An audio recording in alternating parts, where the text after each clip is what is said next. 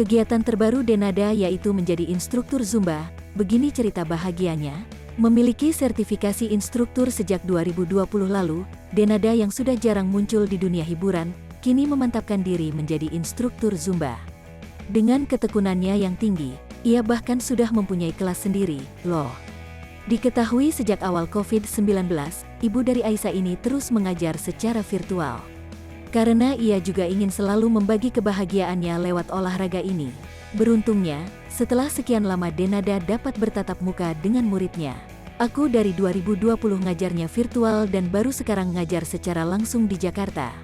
Senang, bahagia banget, keinginan Zumba instruktur dapat kesampaian ngajar langsung, ujar Denada dilansir dari YouTube Selebgram, Kamis tanggal 27 Januari tahun 2022.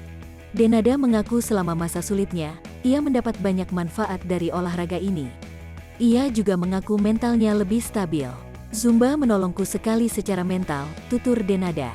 Selain itu, Denada juga bahagia karena mendapat banyak murid dari negara lain yang juga membantu memperluas pertemanannya. Aku juga senang banget bisa melakukan pekerjaan dari rumah. Punya murid nggak cuma dari Indonesia tapi juga dari negara lain, bebernya. Lewat olahraga Zumba ini juga Denada mulai mencintai dirinya sendiri. Bukan hanya sebuah rutinitas saja, Zumba sepertinya telah menjadi tumpuan hidup Denada. Tidak perlu mengubah diri sendiri menjadi individu baru. Tentu saja setiap individu memiliki cara berbeda-beda untuk dapat mencintai diri sendiri dan mencapai tujuan.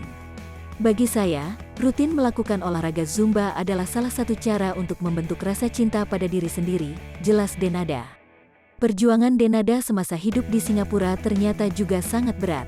Pernah saldo ATM sisa Rp200.000 namun harus cukup untuk kebutuhan dan pengobatan anaknya. Inilah kisahnya.